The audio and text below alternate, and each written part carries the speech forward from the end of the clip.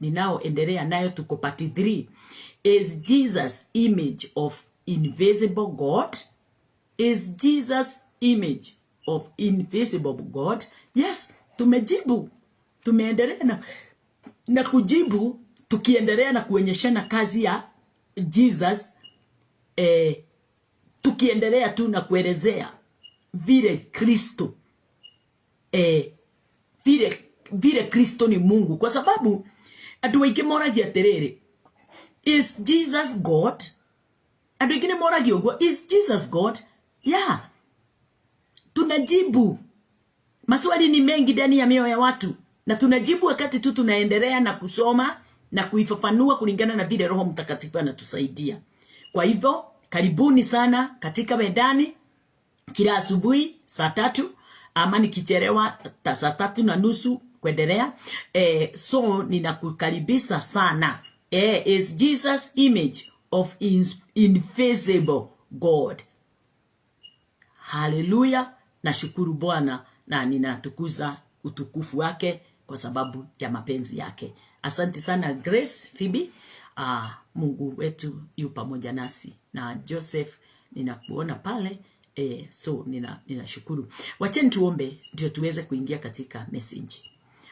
Bwana wetu Yesu Kristo, tunakuinua na tunakutukuza. Umejaa nguvu na mamlaka. Pokea sifa Bwana wetu. Hakuna jambo lisilowezekana kwako, kwa wote wale waaminio katika jina lako, katika neno lako Bwana.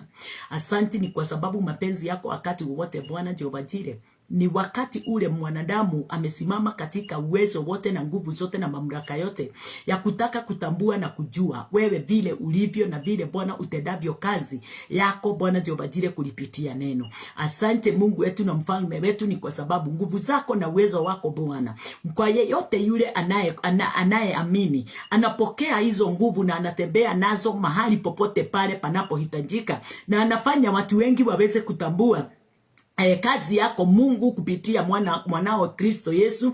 Wanafanya watu wengi waweze kutambua mapenzi yako na moyo wako kutoka mwanzo vile ilivyokuwa Bwana mfalme wetu, kwa wingi na kwa utukufu wa upendo ule Bwana Jehova Jire uliompenda mwanadamu nayo, na ukaweza kumtoa mwanao wa pekee ndio aje katika ulimwengu afe ni kwa ajili ya dhambi za watu. Bwana Jehova Mungu wetu, atutoe katika hali ile Bwana Jehova Jire tulipokuwa tumelushwa ama tumewekwa katika hali ya utumwa na katika hali ya kifo kile kilitawala kutoka wakati wa Adam mpaka wakati wa Musa. Bwana wetu Yesu Kristo, tunakushukuru na tunakuinua, ni kwa sababu yote yawezekana kwa wote wale waaminio, wale Bwana Jehova Jire wanaokusanyika ni kwa ajili ya neema yako ile itokanao na neno lako Bwana Jehova Jire, katika imani ya mapenzi na kutenda kwa wema wako mtakatifu. Asante Mungu wangu, ninakomesha kila ngome zinaweza zuilia mtu yeyote yule anayetamani kuingia na hata kusikiliza.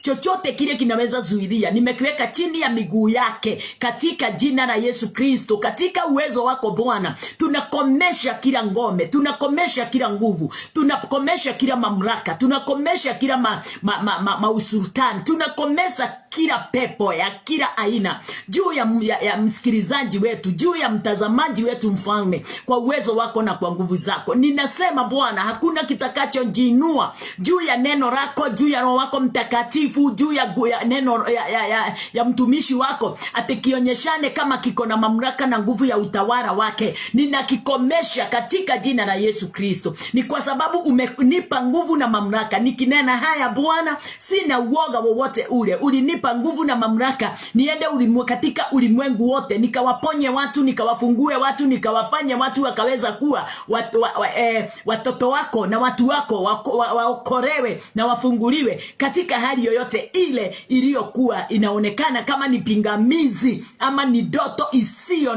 na ufunuo. Asante Mungu wangu na Baba yangu, ni wewe tu tegemeo letu, ni wewe tu nguvu zetu, ni wewe tu mamlaka yetu, na ni wewe tu Bwana Jehova Jire uzima wetu mfalme. Twakutegemea wewe tu Bwana, ni kwa sababu tumejua na tumetambua ya kwamba pasipo wewe Kristo haiwezekani mtu hata mmoja akaweza kumjua Bwana, wala kumtambua, wala kuelewa moyo wake wala mapenzi yake. Neno linatuambia ya kwamba wote wale hamamjui Kristo hawajamjua wala kumtabua wala kumuona Mungu. Na ninashukuru Bwana sana Mfalme, ni kwa sababu ya mapenzi yako ya kufanya sisi kama watoto wako tuweze kutambua na kuelewa mapenzi yako. Kutoka mwanzo ilikuwa mwanadamu aweze kuokolewa na aweze kuingia katika utakatifu na utukufu ule Bwana Jehova Jireh umeshatupa. Tunakushukuru na tunakuinua, na ni katika jina lako Yesu Kristo tumeomba na tumeamini. Amen, amen, amen, amen, amen. Nashukuru Bwana wakati huu ni kwa sababu ya neno lake lile ametukirimia, ndio tuweze kunena mausia yake na mapenzi yake kwa wingi na kwa utukufu. Kwa hivyo kwa wakati huu nataka tuweze kuingia kwa neno na tutaweza kuzungumza pamoja kwa pendo la Bwana na kwa mapenzi ya Bwana ile haina mwisho. Katika kitabu ya John 14, tunaweza ingia pamoja. Tunaweza ingia pamoja nawe katika kitabu ya John 14. Tunaendelea na kuuliza, is Jesus. Bwana asifiwe. Kwa sababu wakati wote tunakosa kutabua mambo kama yale, tutaweza kuwa katika nafasi ya giza. Tutaweza kufunikwa na giza. Is Jesus, yes, image of invisible God? Is Jesus God? Bwana asifiwe. Mambo haya yote tunafaa kuyaangalia, tunafaa kuyatazama. Ni kwa sababu neema ya Bwana imezindi katika maisha yetu, na ninafurahia wakati ninaponena hayo. 14:7 inasema ya kwamba if you had known me, you should have known my Father also, and from henceforth you know him and have seen him. Kiswahili inasema kama mngalinijua mimi, mngalimjua na Baba. Tangu sasa mnamjua, tena mumemuona. Bwana asifiwe. Hiyo ni neno la Bwana. Tuendelee na 8. Philip said, John 14:7-9. Akasema Philip akamwambia, Bwana,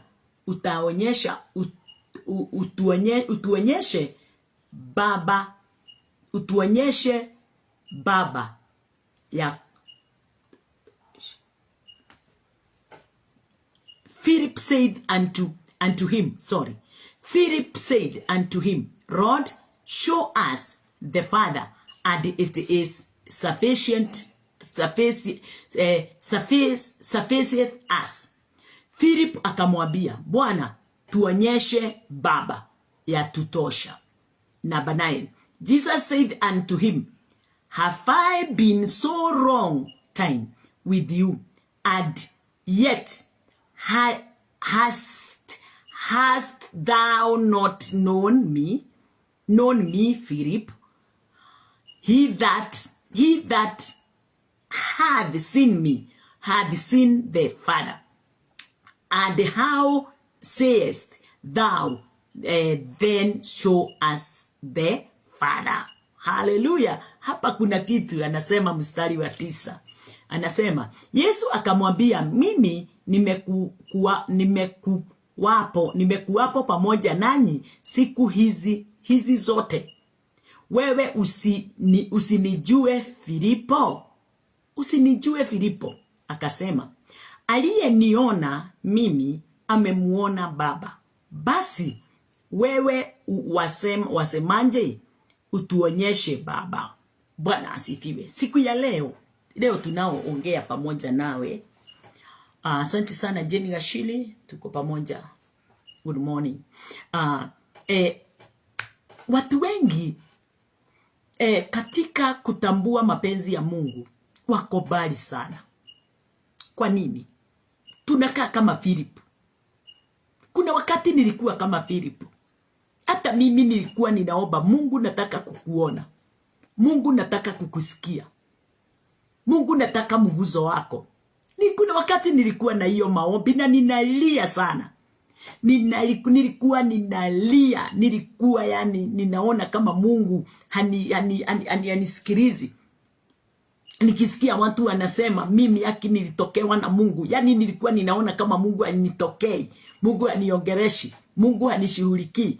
Kumbe Mungu alikuwa amenishughulikia hata kabla sijazaliwa.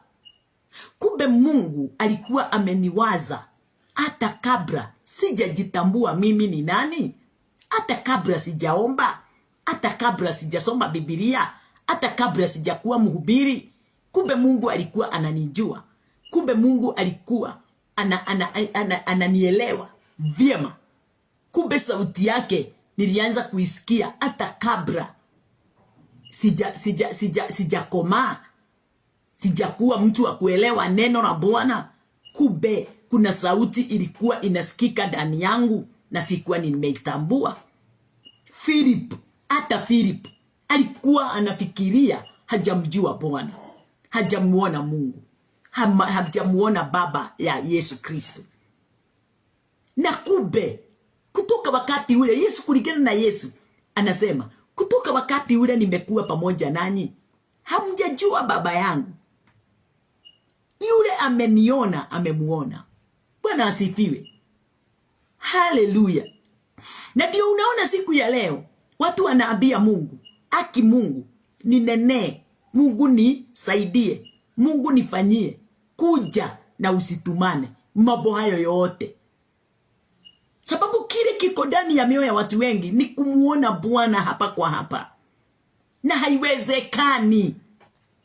Haiwezekani hata kidogo. Maandiko yasema. Philip akasema, Yesu akamwambia Philip, aliyeniona mimi amemuona Baba. Jana tukasoma na wewe katika kitabu ya Hebrews 1:3. Bwana asifiwe. Ate Yesu ndiye chapa kamili. Yesu ndiye chapa kamili, mfano wa vile Mungu alivyo. So, yeyote yule amemuona Yesu, amemuona Mungu. Yeyote yule amenenewa na Yesu Kristo na Christ, amenenewa na God. Yeyote yule wale wanaotumia hili neno, ate nimemguza Mungu, umeguzwa na Mungu kama umeguza Yesu. Kama vile yule mwanamke aliguza kipinde ya Yesu. Sio Yesu tu aliguza babaye. Haleluya.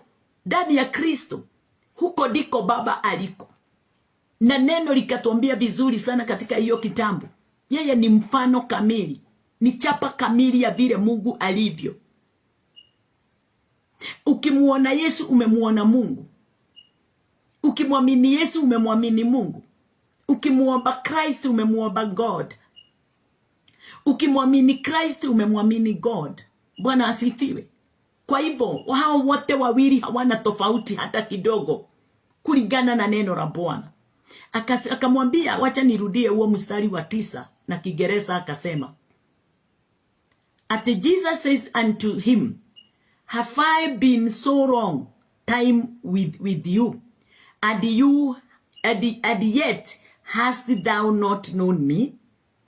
Known me, Philip? He that seen me had seen the Father.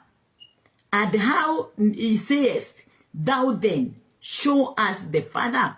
Mimi siku ya leo sihitaji hata kumuona Mungu. Sihitaji kutokewa na Mungu. Sihitaji Mungu anifanyie kitu.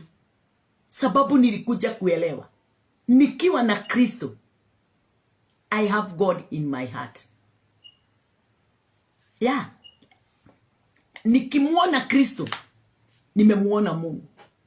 Nikiwa na Kristo, niko na Mungu ndani ya moyo wangu. Bwana asifiwe. Kwa sababu Yesu ni chapa kamili, ni mfano kamili. Haleluya, Bwana asifiwe. Wewe unataka kumuona Mungu, yani Kristo umetembea na yeye, unaona kama hujamuona Mungu. Nakwambia huyo ndiye Mungu yule aliye ndani yako. Kristo ndiye mfano, na Biblia inasema ya kwamba hakuna mtu awezaye kuingia kwa Baba ama kufika kwa Baba kama hajapitia Kristo. Na jana tukaweza kuangalia neno la Bwana na tukaona neno linatuambia ya kwamba the Son reveals.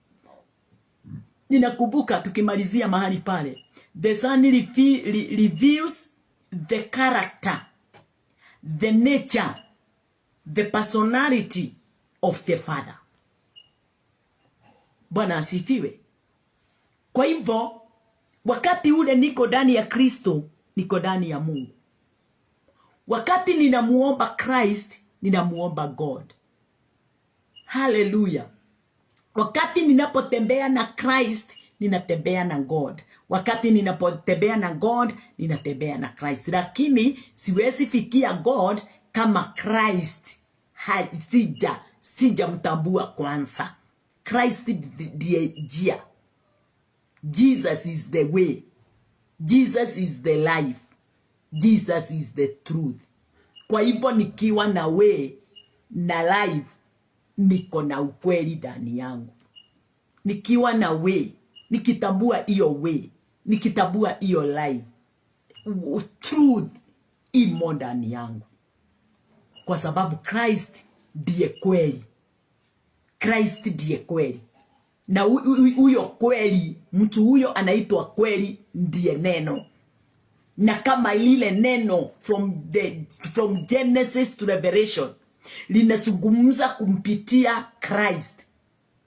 Ati mahali popote, types and sandals, parables, chochote kile kiko pale, promises, hizo zote sinamzungumzia mtu mmoja, only one man, na ndiye our Christ, yule aliyekuja kuwa kiongozi wa kanisa. Bwana asifiwe. Haleluya. Nakupenda sana.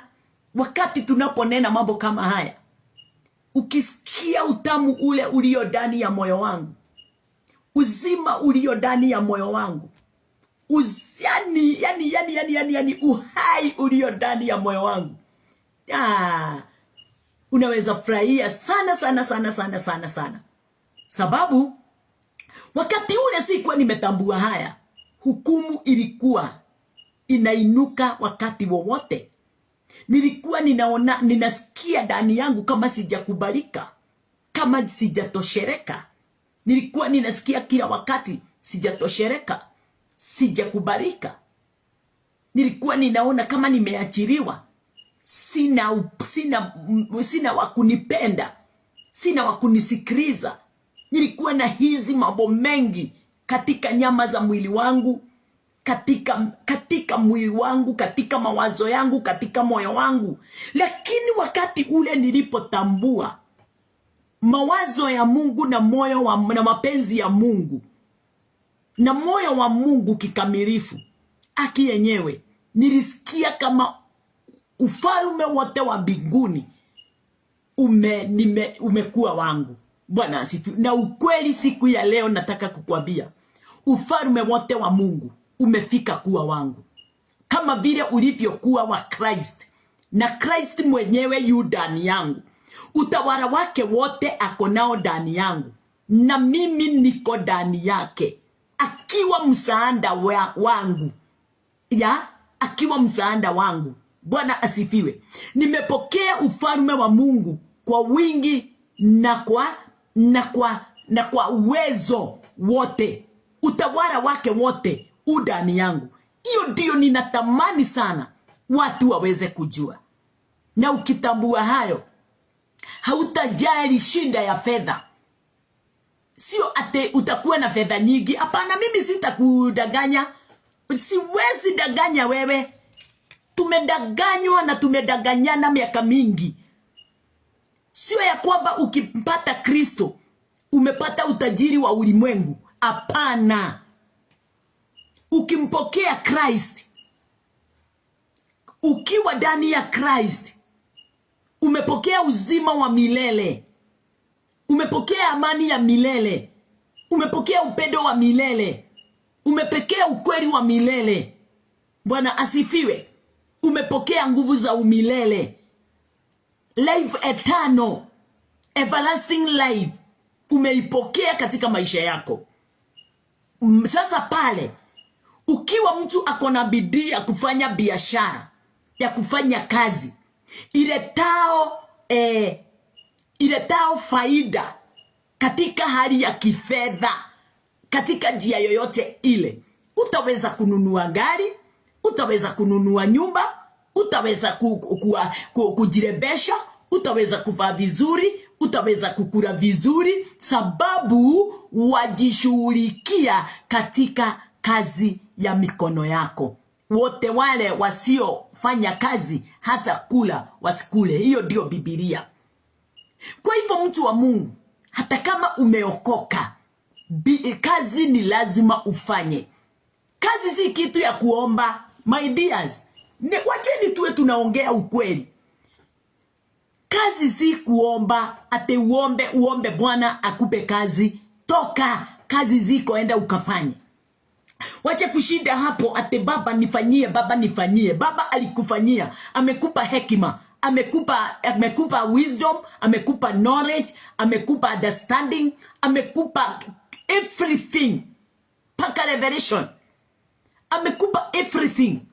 Usiunganize zote pamoja katika maisha ya rohoni, sababu huo ndio utajiri ule tumepewa na Mungu kutoka mbinguni. Utajiri wa rohoni. Tumepewa utajiri wote wa rohoni. Ule utafanya uweze kusaidika katika knowledge of God.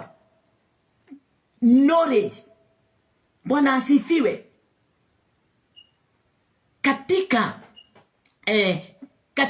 Yani uwe na wisdom ile itokao na inaandamana na neno la Bwana katika Kristo. Utafanikiwa katika maisha yako na utafurahia. Sababu wacha nikwambie, tazama, ni watu wangapi matajiri wako ulimwenguni, na hata ni atheist, wengine ni Buddhist, wengine ni Waislamu, hata hawamjui, wengine hata hawamjui Mungu, hata wanasema hakuna kitu kama hiyo. Bwana asifiwe. Na ni matajiri hawaombi, hawafugi. Ni matajiri wakuu, kama vile Biblia inatuambia Abraham walikuwa tajiri na walikuwa wanainamia sanamu ya baba zao. Yes. Hata wakati wa kina David walikuwa wanainamia masanamu ya mababa zao. Haleluya. Na walikuwa matajiri. Na jana niliweza kunena katika TikTok, nikasema ya kwamba nikiangalia Old Testament sikuona wakiomba utajiri.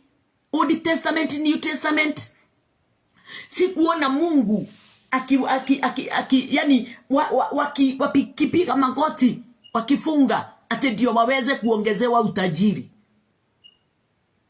Walikuwa na utajiri wa kutosha, walikuwa na uwezo wa kutosha, nguvu za kutosha. Kile walikuwa nacho ni kukausha moyo. Wengi hawakuwa wanataka kutambua kile walikuwa wanachojulishwa kipya. Walikuwa wanataka kukaa tu katika mambo yao ya bereni. Wakakausha moyo, wakakosa kumtambua Mungu vyema, na wakakataa kuongozwa na Mungu. Lakini katika pande ya utajiri wa vitu, mashamba, mang'ombe na mabuzi na vitu zingine zote zile zilikuwa zinatawala nyakati hizo, zilikuwa walikuwa nazo. Bwana asifiwe. Haleluya. Katika New Testament hivyo ndivyo ilivyo.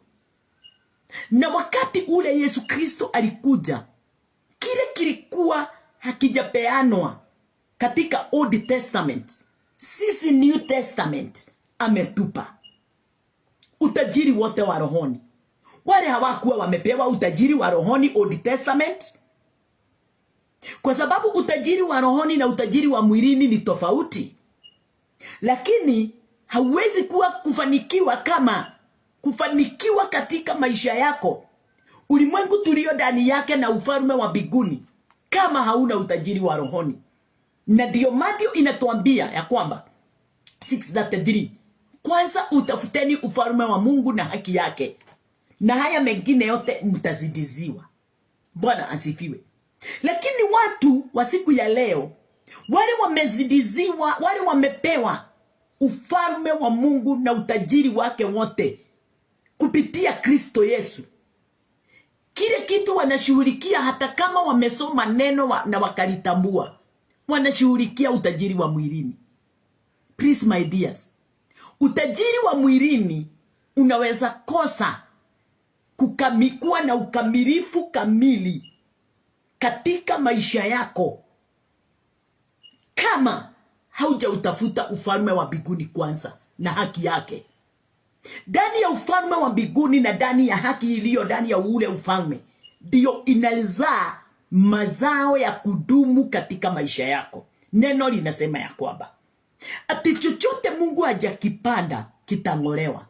Na tena ikazidi kuendelea na kusema chochote kilichomo ulimwenguni na hata mbinguni kitaboromoshwa.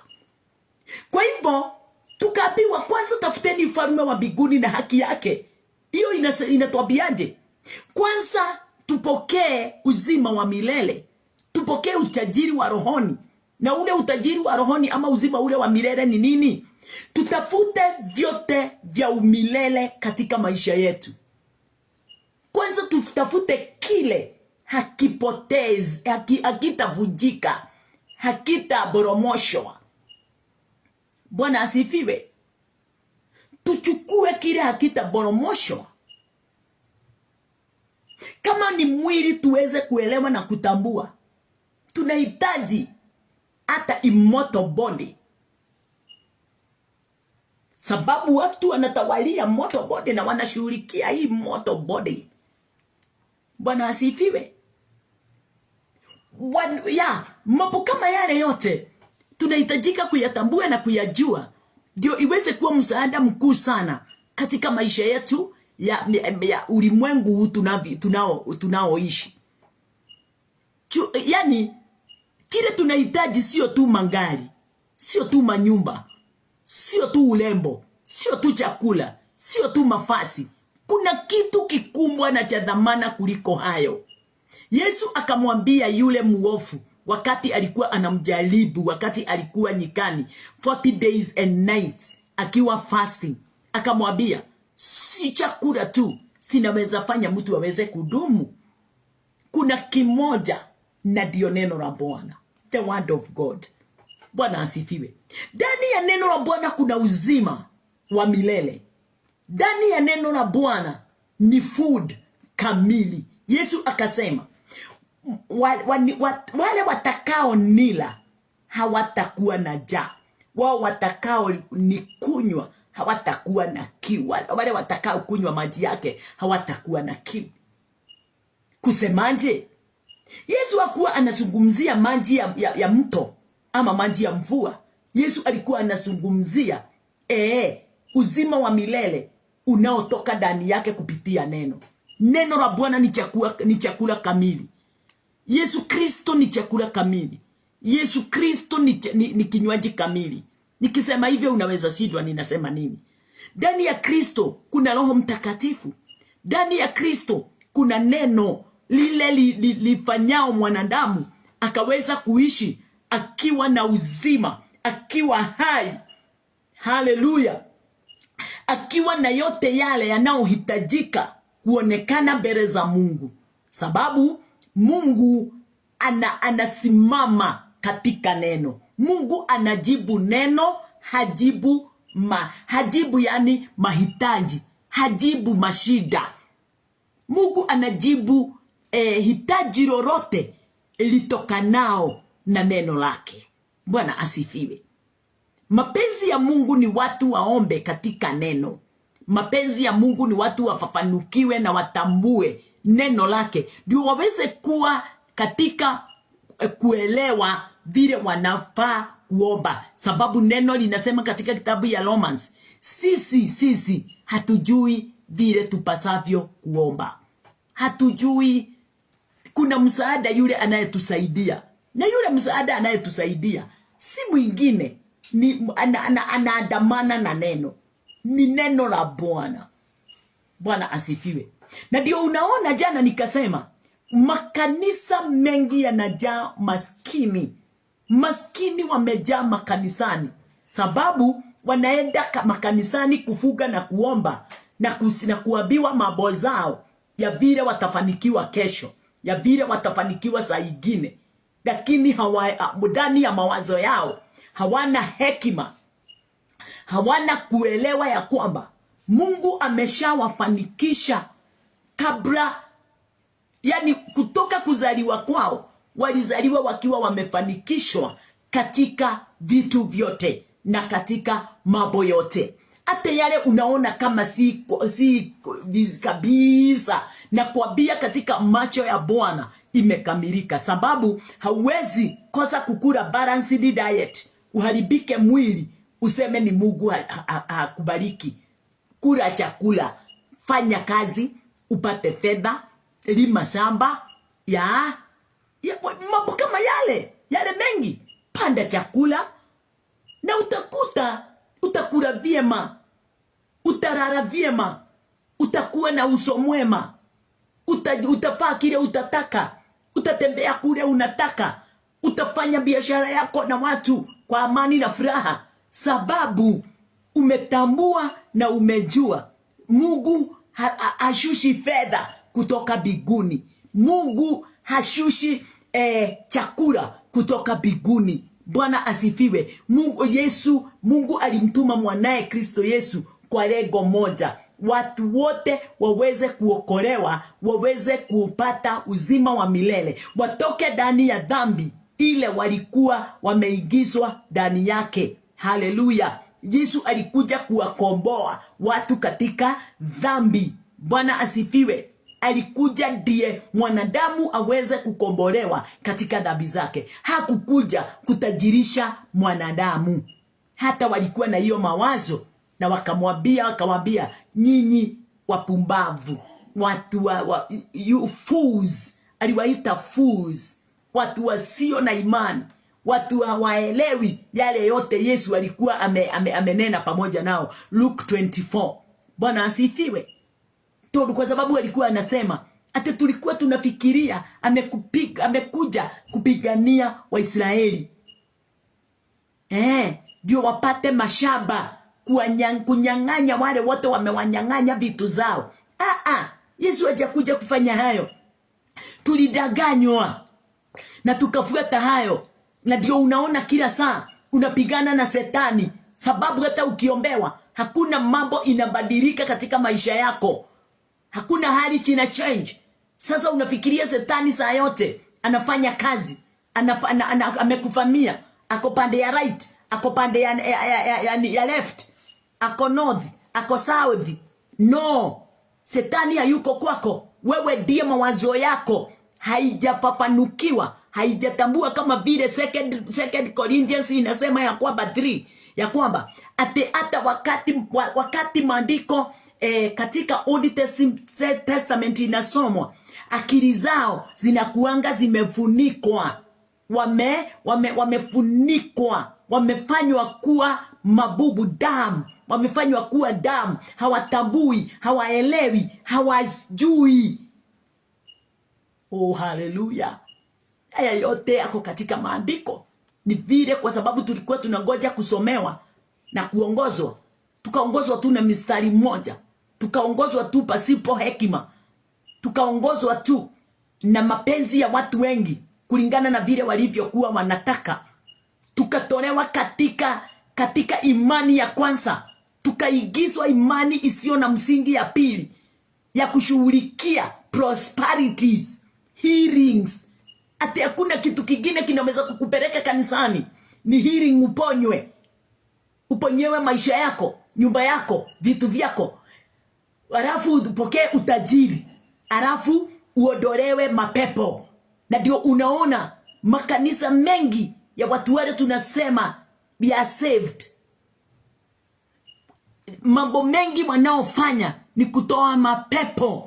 Wanadanganya watu na kuwatoa mapepo. Wanadanganya watu na kuambia vile wamelogwa. Wamedanganya watu na kuambia wacheni twende tukatoe mairisi. Wanadanganya watu wakiwaambia toeni na mtabarikiwa. Hapana, Mungu hawezi mbribe. Mungu alikubariki hata kabla haujazaliwa. Mungu alikuweka katika mwanya wa baraka na wa utukufu na wa ushindi hata kabla haujazaliwa. Hivyo ndivyo neno linasema. Ulikuta kila kitu kikiwa kimeandaliwa. Sio wewe unakuja kuandaa. Kabla msingi wa ulimwengu kuwekwa, Mungu alikujua. Mungu alikuwa anakutambua na alikuwa anajua wakati ule utakuja na ni mama gani atakuzaa, utazaliwa katika nchi gani. Haleluya, utaongea lugha gani. Alikuwa anakujua kwa vyote. Haleluya. Kila Mungu alikuwa anataka ni ukuje ufuate neno lake, ufuate katiba yake, ufuate neno lake, uamini neno lake. Na alikuwa anajua ukiamini neno lake, maisha yako haitakuwa kama vile ilivyo siku ya leo. Lakini watu wako katika njia zao. Wamekataa kulifuata neno la Bwana, kuliamini neno la Bwana, kulitambua neno la Bwana. Sasa ndio watu wako katika umaskini wa moyo, umaskini wa mwili, umaskini wa akili, umaskini wa inchi, umaskini wa kila jambo imewasunguka. Haleluya. Nampenda Bwana. Namshukuru Bwana kwa sababu ya kufanya niweze kufafanukiwa na mambo mengi yaliyotesa wazazi wangu, yaliyotesa watu wa zamani, mababa wetu na maguka wetu. Waliteseka sana, our grandmoms and sosos. Na gukas na uko. Waliteseka. Lakini siku ya leo kuna kufubuliwa mawazo, moyo na kila kitu. Tukajua kuna njia ingine mpya ndani ya kitabu ya Roman 3:21. Kuna njia ingine mpya Mungu ameitengeneza watu waweze kuipitia. Kwa ukamilifu wa wakati alimleta mwanao Kristo Yesu. Yule alikuja kubadilisha mambo yale yote yalikuwa haina msingi na haikuweza kumsaidia mwanadamu katika hali ya utumwa wake. Akaleta mwanae ndio aweze kutuvumbua mawazo na kutufanya tuweze kuwa na ufunuo kamili na kutambua vyema mapenzi ya Mungu. Kwa hivyo neno linatuambia, tumelisoma likatuambia kwamba neno linasema ya kwamba hauwezi muona Mungu. Hauwezi muona Mungu outside Christ. Nje ya Kristo hauwezi muona Mungu. Kwa hivyo wewe maombi yako unafikiria uwezo wako wote na mapenzi yako yote ni Mungu. Kama haujamtambua Yesu Kristo katika usawa na katika mapenzi ya Mungu ndiye aweze kumleta mwanae Yesu Kristo hapa ulimwenguni, na kuambia mtu wa Mungu, uko katika hali ngumu. Uko katika hali ngumu. Uko katika jambo haitaeleweka katika maisha yako kutoka kuzaliwa kwako mpaka kufa kwako. Utakufa ukiwa umekasirika. Utawalaani watoto wako. Utakasirikia familia yenu. Sababu kutomtambua Christ. Mtu wa Mungu hakuna kitu ingine inakuanga ndani ya mioyo ya watu isipokuwa tu makasiriko, isipokuwa tu uoga. Unaona watu wengine ndio shinda, lakini wewe ndiye shinda katika maisha yako. Sababu amani ya Kristo hauna. Na ukiwa na amani ya Kristo uko na amani ya Mungu. Ukiwa na nguvu na neema ya Kristo, uko na neema ya Mungu. Haijalishi kama wewe hauna gari, haijalishi kama hauna nyumba, haijalishi kama maisha yako ni kukomboa, haijalishi. Bora amani ya Kristo iko ndani ya moyo wako. Haijalishi wewe haukuli ile chakula inayohitajika. Mapenzi ya Mungu ni amani yake iweze kuwa ndani yako. Bwana asifiwe. Haijalishi kamwe, my dear. Bora wakula walala, waamka asubuhi, tena unajikuta umekula umelala. Bora uko nafasi moja tu ya kuvaa. Bwana asifiwe. Vile tu utaendelea na kutabua mapenzi ya Bwana ndani ya neno, na si kwa msaha. Sababu tuko kanisani kwa msaha sana. Tuko kanisani na tukiona hii kanisa haileti kile ninataka, unahama unaenda ingine. Kanisa sinafanana, my dear. Sinafanana. Yule anayetumika katika kanisa ya kwanza mpaka kanisa ya mwisho. Wacha niweze kusema hivi. Mawazo yako ikikwambia ni Kristo. Ni Kristo kutoka mwanzo mpaka mwisho. Mawazo yako ikikwambia hapa ni Shetani, hapa ni itategemea na vile unafafanukiwa katika udani wako. Bati kwangu mimi ninajua kuna kanisa moja, na ndio kanisa ya Christ. Hizi zingine zote ni vibada tu, ni baa tu, ni soko tu. Yoyote ile Kristo hajapewa nafasi ya utawala, yoyote yule Kristo hafundishwi. Unafundishwa mambo mengine ya prosperity na vitu zingine za kila aina. Na vile sasa business, unafaa kuwa ndani ya business. Yani mambo ya business imepelekwa ndani ya kanisa. Ati saa yote unafundishwa juu ya marriage. Wacha. Christ ndiye msemo tu ndani ya kanisa. Christ. Na yeye ukimwamini, amani yake iingie ndani yako, utakuwa na amani kwa jambo lolote lile utakuwa ukilifanya. Wacha nikwambie, si mumeo mbaya na sio mkeo mbaya. Sio mumeo hana utamu na sio mkeo hana utamu. Sio watoto wako wabaya, hata sio wewe mzazi mbaya. Ni kwa sababu hatujamjua vyema yeye aliyetumwa ndiye akuje atukamilishe katika neema ya Mungu. Ukamilifu wote umefichwa ndani ya Kristo. Ukamilifu wote wa Mungu umefichwa ndani ya Kristo. Na kama haja kukamilisha yeye, uko nje ya mapenzi ya Mungu. Hallelujah. Hautakosa fear and anxiety. Bwana asifiwe. You cannot see the Father outside the Christ, because Christ reveals the Father. Hawezi. And Father reveals Christ. Hao wanafanyanga kazi hivyo. Wanafanyanga kazi hivyo wote wawili. Huyu anariviru huyu na huyu anariviru huyu. Kwa hivyo wote wawili ukiwapata, hautajua ni mgani na huyu ni mgani. Sababu wote wafanya kazi moja. Na tena wote ni jina moja, ni God.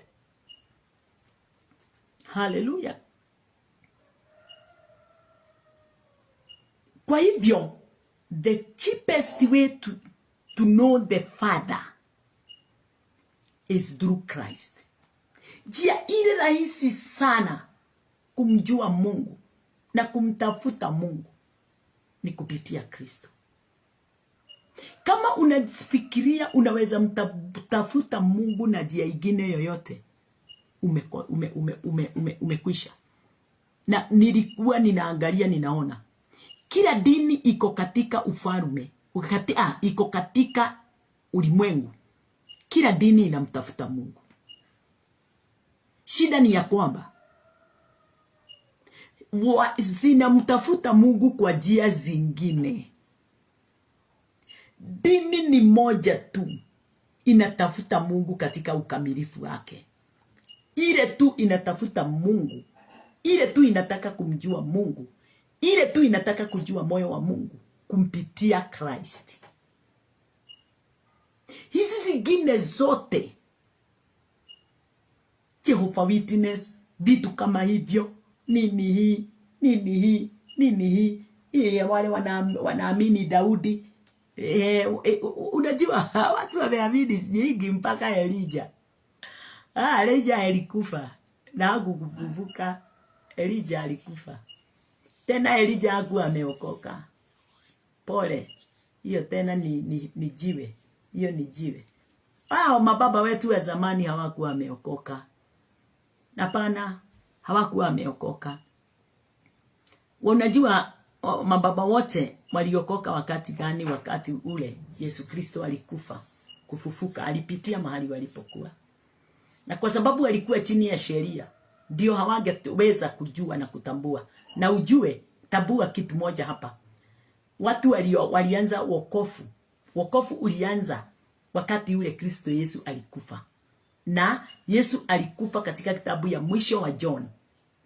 Ni kwa hivyo wokovu ulianza na mitume katika kitabu ya Acts of Apostles. Hakuna wokovu mwingine ulikuwa umepatikana baadaye. Hata mitume hawakuwa wameokoka. Waliokoka from Act. Bwana asifiwe. Wakati ule Kristo alifufuka, kama wewe ni msomi wa neno, aliwaambia waende wakae mahali pamoja, kwa sababu hawangeweza. Alikuwa amewaambia mambo yale ninao wanenea, mambo yale inahitajika niweze kuyanenea, sijawanenea kitu. Nĩũraigua ũrĩa merire? Ndirĩ ndamwarĩria ũndũ ona ũrĩkũ ũrĩa mwagĩrĩire kũmenya. Tondũ ona ingĩmwĩra thaa ici mũtingĩũmenya. Sababu hata nikimwambia kwa wakati huu hamwezi ujua. Hivyo ndivyo inasema. Kwa hivyo, wakati ule ufaao ukifika, nitamwambia na mtaweza. Na ni wakati huo gani?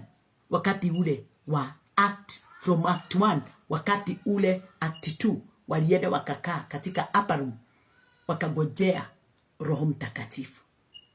Wakati Roho Mtakatifu aliwashukia, hapo ndipo mwanzo wao wa wokovu ulianzia. Na hapo hata Paulo hakukua. Paulo alianzia na huko Sinai. Hapa ni mitume tu. Na walikuwa wengi, sio tu 12. Na wakati ule alikuja, mara ya kwanza walikuwa hivyo, lakini wakati ule roho aliwashukia, waliongea na lugha. Roho ndiye zile ya kuonyesha kweli kabisa mmekuwa wana. Na Yesu alikosa kuambia mambo mengi, sababu hawangetambua wakati ule hawakuwa na msaidizi, Roho Mtakatifu. Wokovu ulianza katika kitabu ya Acts, wakati Roho Mtakatifu alipeanwa. Lakini kutoka kitabu ya John mpaka kitabu ya Exodus hakukuwa na wokovu hata kidogo, hata mmoja. Hata ni kwenda mpaka Genesis. Bwana asifiwe. Lakini kuna kile kimefanya niache kusema Genesis, sababu unafaa kufundishwa. Genesis ilikuwa kitabu ya maandalio ya Mungu mwenyewe kwa wana wa Israeli katika kitabu ya Exodus. Haleluya, Bwana asifiwe. Nashukuru sana Bwana kwa wakati huu ninaponena haya, kwa kujua ya kwamba wakati wa kwanza nilikuwa nataka tu kuona watumishi wanagoroka hapo mbele kwa madhabahu wakiongea mambo yale wanataka kuongea, wakinidanganya, wakiniambia ati inua mikono upokee utajiri. Hakuna utajiri Yesu alikuja kupeana wa mwili, wa ufalme, wa huku ulimwenguni. Yesu alikuja kupeana utajiri wa mbinguni. Na hayo yote iko katika, imeanzia katika kutoka, yani iko kutoka hata katika kitabu ya Ephesians. Utaweza kuiona vizuri sana, itakufafanulia vizuri sana, mpaka hii Matthew, Mark, Luke and John. Hakuna mahali Yesu alikuja kuambia ati nitampa ng'ombe na mbuzi na fedha. Neno linatuambia Christ is God was God who became man. Christ ni yule. Christ was God who became man.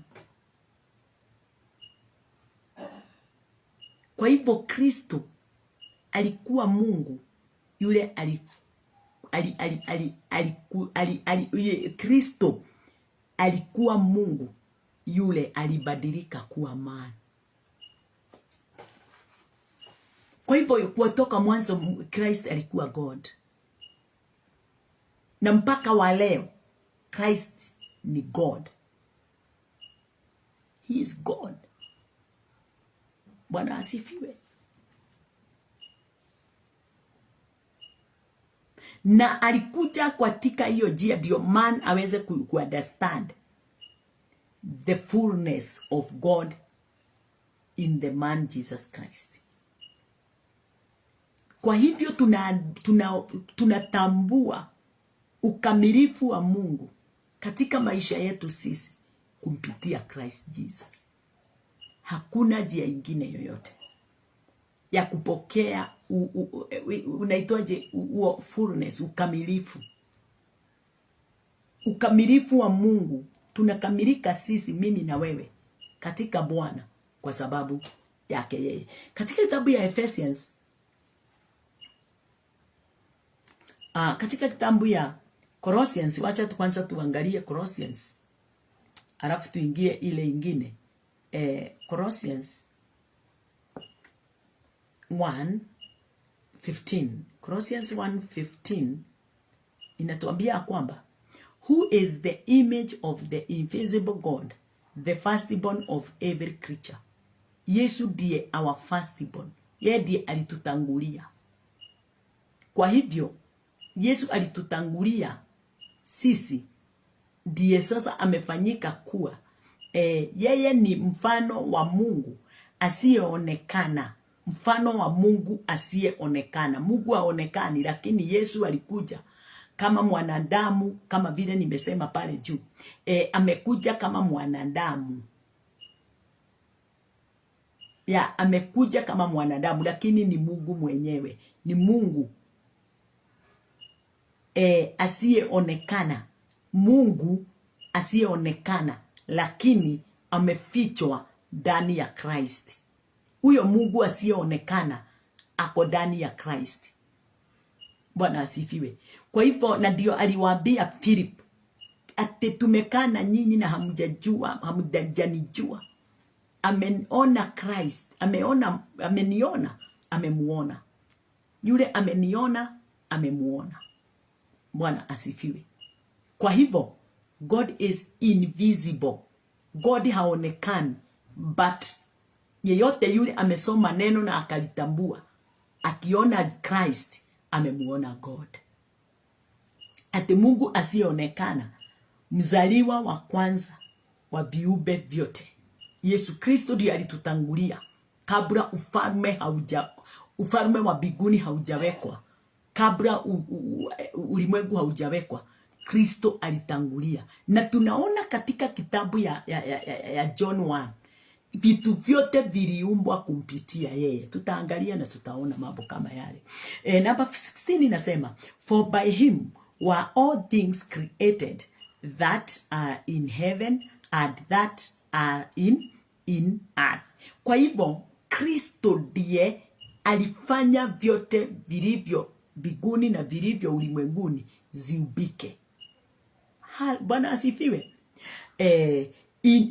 Visible and invisible, iria sionekaga na ilitonekaga, zionekanao na zile hazionekani, whether they be throne or dominion or principality or powers, all things were created by him and for him.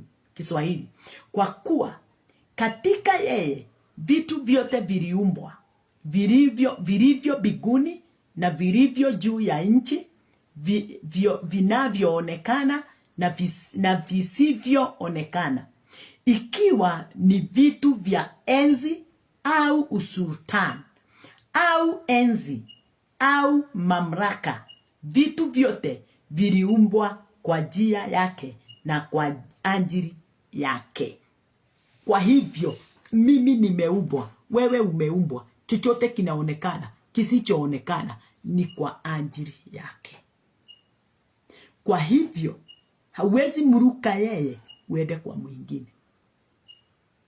Lazima ufuate huyu ndio akuelekeze hapo pengine, sababu yeye ndiye anajua mambo yote, chanzo cha kila kitu, sababu kiliumbwa kwa yeye. Katika kitabu ya Ephesians 3:11 inasema nini? Inasema according to the eternal purpose. Ephesians 3:11, yeah, according to the eternal purpose which he purposed in Christ Jesus our Lord, kwa kadri ya kusudi la milele alilolikusudia katika Kristo Yesu Bwana wetu. Kwa hivyo number 12, in whom we have boldness and access with confidence by the faith of him. Ati katika yeye tunaona ujasiri na uweza wa kukaribia katika tumaini kwa njia ya kumwamini. Kwa hivyo pasipo yeye hakuna imani. Number 2, pasipo yeye hakuna ujasiri na hakuna uwezo. Pasipo yeye hauna boldness, hakuna ujasiri hata kidogo. Utakaa katika uoga, utakaa katika umaskini wa moyo na akili, sababu hauna boldness. Hauna ujasiri na maisha yako, hauna ujasiri kwa jambo lolote unaolitenda ulimwenguni. Ile 11 inasema kwa kadri ya kusudi la milele. Kwa hivyo kupitia yeye umilele ukatufikia.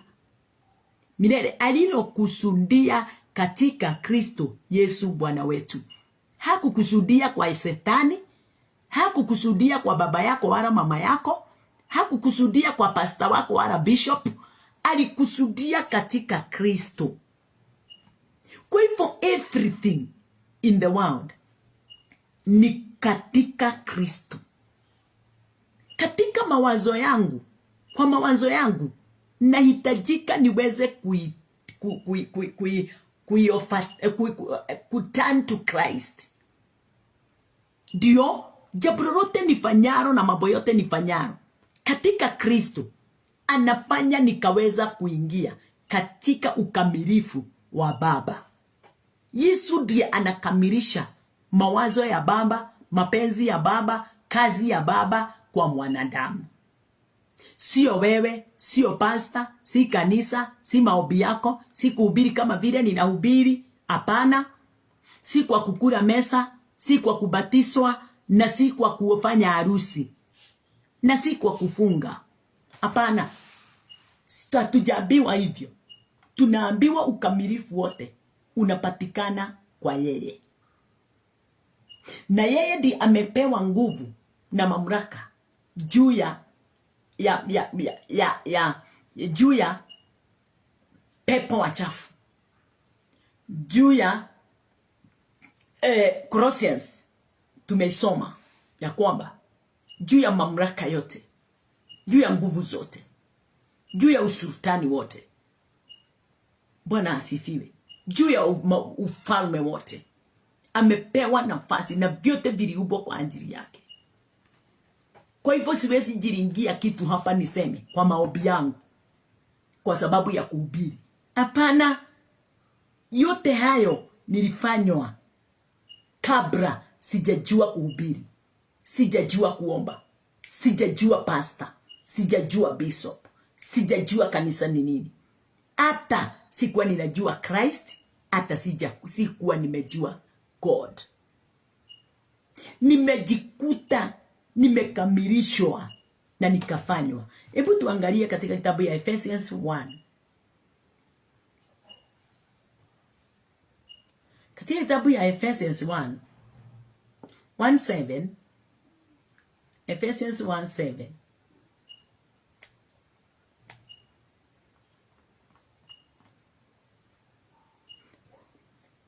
Mstari wa 7 inasema ya kwamba at in whom we have redemption through his blood, the forgiveness of sins, according to the riches of his grace. Katika yeye huyo kwa damu yake twaona ukombozi. Si kwa damu ya ng'ombe, si kwa damu ya wanyama, si kwa damu ya ile inatolewa na wale wanajiita wazee wa chama. Si kwa hiyo damu inamwagiwa mahali ya kujulikana. Imechagua watu fulani ikaacha watu fulani. Sio hiyo. Yesu alikuja ni kwa ajili ya kila mmoja katika ulimwengu. Alikuja kwa ajili yangu na kwa ajili yako. Na wewe ndiye unajua wewe yes. Hakuja ni kwa sababu ya wazee, na hakuja kwa sababu ya wanawake.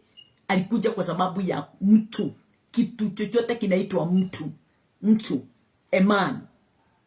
Alikuja kwa ajili yake ndio aweze kumkomboa katika utumwa ule tulikuwa tumekuwa ndani yake wa dhambi. Bwana asifiwe. Yesu hakuchagua, Mungu hakuchagua mwanamke wala mwanaume. Wote amesema ya kwamba yes, hakuna tofauti. Hakuangalia mtoto wala mtu mzima. Aliangalia mtu. Kitoto tu kichanga na mtu mzima mzee, mbele ya macho ya Bwana wamefanyika kuwa mmoja. Judgment is one. Bwana asifiwe. Kwa hivyo siku ya leo tunafaa kuelewa na kutambua ya kwamba sio Mungu alimwaga damu yake yeye mwenyewe. Ni Yesu Kristo yule aliyemtuma. Alimwaga damu yake yeye mwenyewe. Tukakombolewa kwa dhamana. Tukanunuliwa kwa dhamana. Kutoka kifo, kutoka damu ya Kristo. Tukatolewa katika utumwa wa dhambi. Mahali pale tulikuwa mstaka wetu Ibilisi alikuwa anatustaki usiku na mchana mbele ya Baba. Lakini wakati ule Yesu Kristo alimwaga hii damu, Ibilisi akienda kusimama mbele ya Baba kustaki mtu yeyote yule ameamini, Mungu anamuonyesha, "Woi, sina la kufanya. Sina la kufanya juu ya huyo, sababu mwanangu Kristo Yesu amemlipia hiyo gharama yote. Hiyo shida yote. Hiyo dhambi yote unamstakia. Yesu Kristo amesimama kwenye mwanya. So, mimi sina jambo lolote wala kufanya huyo. Hata kama ako hivyo, hata kama amefanya hivyo, Kristo amemlipia. Mnajua tu katika Hebrews, yeye ndiye katika first John, hizo vitabu za nini za mwisho na huko, neno linasema amefika kuwa our advocate. Haleluya, Bwana asifiwe. Kwa hivyo wakati tunapotazama neno la Bwana, neno linatuambia Bwana katika yeye huyo kwa damu yake tunao ukombozi. Tunao ukombozi wetu. masamaha ya dhambi sawasawa na wingi wa neema yake. Wakati watu wanaona wingi, riches, wakati watu wanaona riches, mawazo yao inapiga riches ya money, riches ya ulimwengu. Hii riches sio ya kitu chochote kinaoonekana, ni neema ile Yesu alikuja nayo kwa wingi, kwa wingi. Neema ya Yesu Kristo, neema ya Mungu kumpitia Yesu ni nyingi sana juu yetu. Sio riches ya mali, sio riches ya fedha, sio riches ya manyumba na magari na kukula vizuri. Hapana, ni katika neema, wema wa Bwana juu yangu na juu yako. Bwana asifiwe. Katika Ephesians 3:9 inasema 3:9, and to make all men see what is the fellowship of the mystery, which from the beginning of the world had been hid in God, who created all things by Jesus Christ. Ate, na kuangaza watu wote wajue habari za madaraka ya siri hiyo, ambayo tangu zamani zote ilisitirika katika Mungu aliyeviumba vitu vyote. Bwana asifiwe. Mambo haya yote mnaona tunayasoma ndio tuweze kutambua na kujua ya kwamba Kristo ndiye chapa kamili, Kristo ndiye mfano kamili. Ukimuona Kristo umemuona Mungu. Hakuna kitu kingine kitaonekana ndani ya Kristo isipokuwa babaye. Hakuna kitu kingine kitaonekana ndani ya Baba isipokuwa mwanaye. Wote wamefika kuwa mmoja.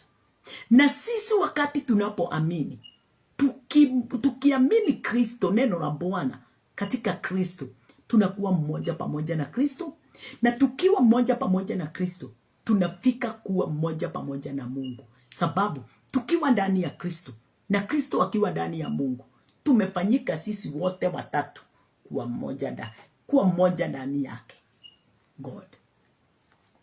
Bwana asifiwe. Kwa hivyo hiyo Colossians, hiyo kitabu ya Colossians 15, Colossians 1 tumeisoma, tukaona ya kwamba Colossians 1 15 and 14 and 15, at in whom we have redemption through his blood, even the forgiveness of sins, ambaye katika yeye tuna ukombozi, yaani msamaha wa dhambi. Yaani msamaha wa dhambi. Kwa hivyo tuna ukombozi ndani yake mpaka msamaha wa dhambi. Alafu kitu ingine, who is the image of the invisible God, the firstborn of every creature. Naye ni mfano wa Mungu asiyeonekana, mzaliwa wa kwanza wa viumbe vyote. Yes, Jesus is the image. Is the image. God is invisible. Mungu haonekani, naye Jesus ni mfano wa vile Mungu alivyo. Hallelujah. 1 Timothy 6:16. Time yangu nimebakisha tu 5 minutes.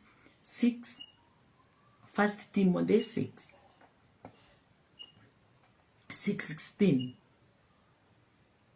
inasema ya kwamba, who only had immortality, dwelling in the right, which no man can approach unto, whom no man had seen, nor can see, to whom be honor and power everlasting. Ambaye yeye peke yake hapatikani na yeye peke yake hapatikani na mauti. Amekaa katika nuru isiyoweza kukaribiwa, wala hakuna mwanadamu aliyemuona wala awezaye kumuona. Bwana asifiwe. Heshima na uwezo una yeye hata milele.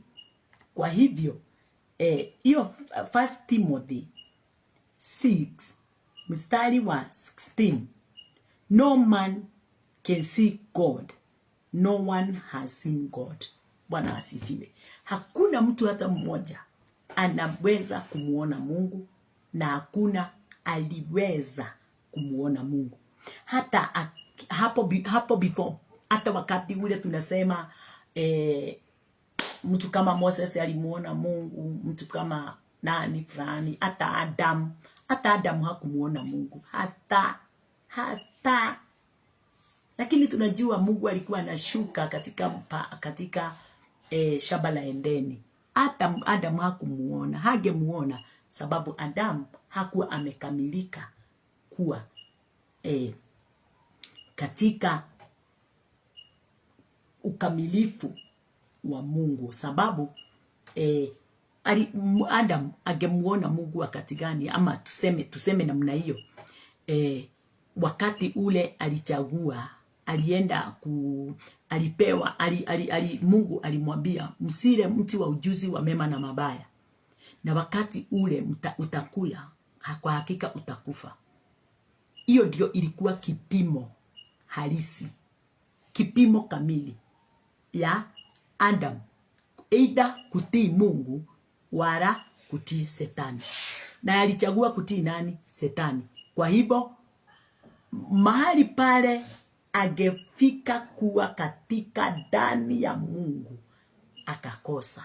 Sababu ni kama vile siku ya leo mwanadamu anaambiwa okoka ndio uweze kuingia, uweze kuwa mwana wa Mungu na kuhesabiwa kuwa mmoja pamoja na Mungu, na uwe mwana wa Mungu. Mtu anakataa, anakausha moyo na anakufa tu akiwa hajaokoka. Ni kama vile tu wakati wa Noa, watu walikataa kuingia ndani ya Sabina. No, wakati ule wa mwangamio ulikuja, watu wakamalizwa. Ni kama wakati tu wa Sodoma na Gomora, wakati watu walikataa Mungu, walimalizwa na moto. Bwana asifiwe. Hivyo ndivyo Adam naye, wakati alipewa mti wa ujuzi wa mema na mabaya na mti wa uzima, alichagua mti wa ujuzi wa mema na mabaya, akamkataa Mungu. Kwa hivyo hakumtambua Mungu, hakuwa amemuona bereni na hakumuona hata. Sababu ni gani? Angemtambua vyema kama angechukua mti wa uzima, lakini kwa sababu aliuchukua mti wa mema na mabaya, akakula matunda yale alikuwa ameambiwa asikule, akakosa, yani akawa damu, akawa mfu, akafa. Na mtu yeyote yule, na bereni hata alikuwa tu mfu, but ile kifo kiliendelea na kufanya kazi ndani yake. Kwa nini? Sababu uzima wa Bwana haukuingia ndani yake. Wakati ule mnaona tunaambiwa tuweze kugeuka, tuweze kutamani kupokea uzima kutoka kwa Kristo. Tunaambiwa ya kwamba tumgeukie Bwana. Bwana asifiwe. Na kumgeukia kule sio kumgeukia kulingana na vile tunataka, ni tukubali tugeuzwe na neno. Tukae chini tufundishwe neno lituelekeze moja, one by one, na kwa mpango, na tutaweza kujikuta katika mapenzi ya Mungu na katika uweza wake. Kwa hivyo kumjua Mungu ni kukaa chini na kuelekezwa na kutambulishwa mapenzi ya Mungu kupitia neno la Bwana. So, kwa hivyo Jesus is the visible of invisible God. Kwa hivyo Yesu Kristo, yeye ndiye tunamuona, na huyo tunayemuona ndiye anatuonyesha chapa kamili ya vile Mungu alivyo. Bwana asifiwe. Tuona mfano wa Mungu ndani ya Kristo. tukiona pale tunaangalia tunaona ya kwamba ndiye mtu aweze kumtambua Mungu, ya, na ndio mtu aweze kumjua yule kujua Mungu vyema na kumtambua vyema, ni lazima aweze kukubali kukaa ndani ya Kristo na kufundishwa neno, ndiye aweze kutambua mambo hayo yote kikamilifu kulingana na mapenzi ya Mungu. Kwa hivyo hakuna mtu ameshawahi ona Mungu na hakuna hata mmoja atakayemuona Mungu.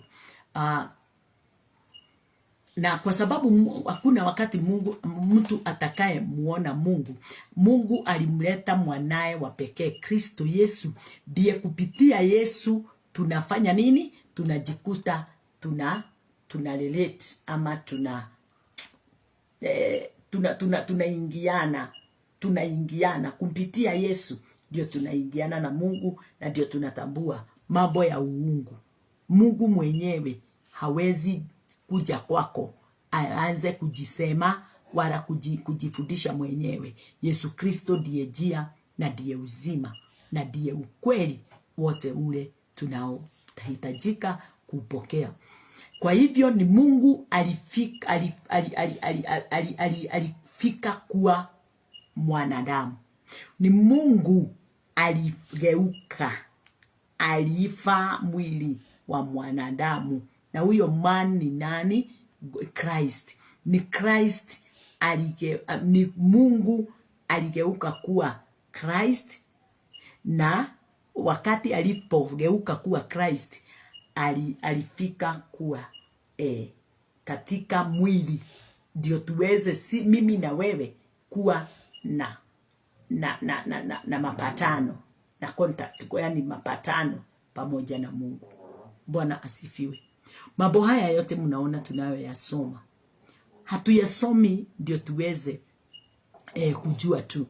Tunayasoma ndio tuweze kutambua juu ya ufalme wa mbinguni. Kwa sababu yale yote tunaoyasoma na kujifundisha juu yake yanena kuhusu ufalme wa Mungu. Na wakati tunapotambua juu ya ufalme wa Mungu, tuna urahisi wa kupokea kile kimefichwa, mystery ile imefichwa katika ufalme wa Mungu. Mambo ya ajabu imefichwa katika ufalme wa Mungu.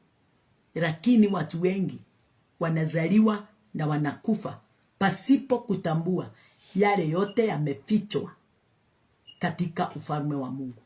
Ndani ya Mungu mambo yamefichwa. Tunafichuliwa wakati gani? Wakati tumemtambua Christ. Kwa hivyo tuna access wakati wowote ya kutambua mambo yale yamefichwa kumpitia Kristo. Kristo anafanya tuweze kuyatambua. Ya material yote ile ni invisible, ni moto. Mambo kama hayo yote tunayatambua wakati tumekubali kuwa na uhusiano na upendo, umoja, fellowship pamoja na Kristo ama na neno lake. Kwa hivyo watu wa Mungu, si vizuri tukae kama watu wasio na kiongozi, na wacheni kiongozi wetu awe ni Kristo Yesu katika neno la Biblia. Kwa sababu yeye ndiye mfano kamili na ndiye anenaye yale yote tunafaa kuyatambua na kuyaonyeshana kwa watu wengine. Wacheni tufundishane mtu na mwingine. Wacheni tuweze kuongozana mtu na mwingine. Na uongozi ule usiwe katika tu utajiri na mali na fedha, biashara, kuponywa. Yani mambo yale hayana uhusiano sana na ufalme wa mbinguni. Tunafaa tuongozane katika neno, ufalme wa mbinguni, ndio tujue ile siri imefichwa ndani yake. Na wakati ninapotambua hiyo siri, ni mimi nitasaidika. Bwana asifiwe. Ni mimi nitasaidika. Ninaonanga wakati ule tunapeleka watu mahospitali, Tukimpeleka hospitali tunaona saa ingine ile hospitali haina msaada. Ninaingia kwa watu kujua ninaweza fanya nini. Unakuta mtu anakuambia hospitali fulani wako na matibabu mazuri sana, hata dawa zake ni mzuri.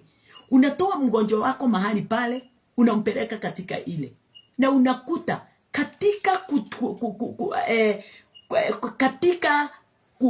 kuulizia na kutaka kujua umepata msaada. Na sisi wakati wowote tuko katika ulimwengu, tunahitajika tuweze kuwa na uchunguzi. Tuchunguze mambo ya ufalme wa mbinguni, sababu yamefichwa sana. Na usipochunguza, na utachunguza katika neno, na wakati unapochunguza, kuna yule mtumishi Mungu amepeana katika maisha yako, yule amemfungua jicho lake la rohoni. Hata kama unalisoma neno, kuna mambo hauwezi tabua ukiwa mwenyewe. Ni lazima kuwe na mtu akukufafanulia. Ni lazima mtu akuwe na mtu akukupatia revelation. Kwa hivyo ni vyema sana mtu wa Mungu usikae mwenyewe katika ulimwengu. Kuwa na mtu anaweza simama katika mwanya, ndio uweze kutambua yale yamefichwa ndani ya ufalme wa mbinguni. Haigetambulika na mtu yeyote pasipo Kristo Yesu kumfafanulia mmoja, aweze kufanya wengine wote waweze kuyatambua yale yamefichwa katika ufalme wake. So ni vyema sana mtu wa Mungu kutoka katika mawazo yako. Usifuate mawazo yako. Mawazo yako inaweza kukudanganya. Usifuate mapenzi yako. Mapenzi yako inaweza kukudanganya. Lakini wakati utakapofuata moyo wa Mungu katika neno na kupitia mtumishi ametumwa katika maisha yako, yule hata kufuata ni kwa ajili ya utajiri wako, hata kufuata ni kwa sababu ya faida anatoa kwako, lakini yeye awe ndiye anatoa faida, unaipokea wewe kama mshirika. Faida gani? Faida ya neno la Bwana, si pesa, si manyumba, si magari. Faida ya neno la Bwana, lile lina uzima ndani yake, na uzima ule umefichwa ndani ya hiyo neno litafanya hata wewe upanuke katika mwanya wa mambo haya mengine yote inayozunguka katika ulimwengu. Itafanya uweze kuwa na viva ya Mungu itakuwa juu yako, sababu una hekima ya Mungu, ile Mungu alimnenea mwanae katika kitabu ya Proverb. Bwana asifiwe. Na kupenda sana, na ninashukuru Bwana kwa sababu ya utukufu wake. Sitakosa kurudia, tuko na conference siku 3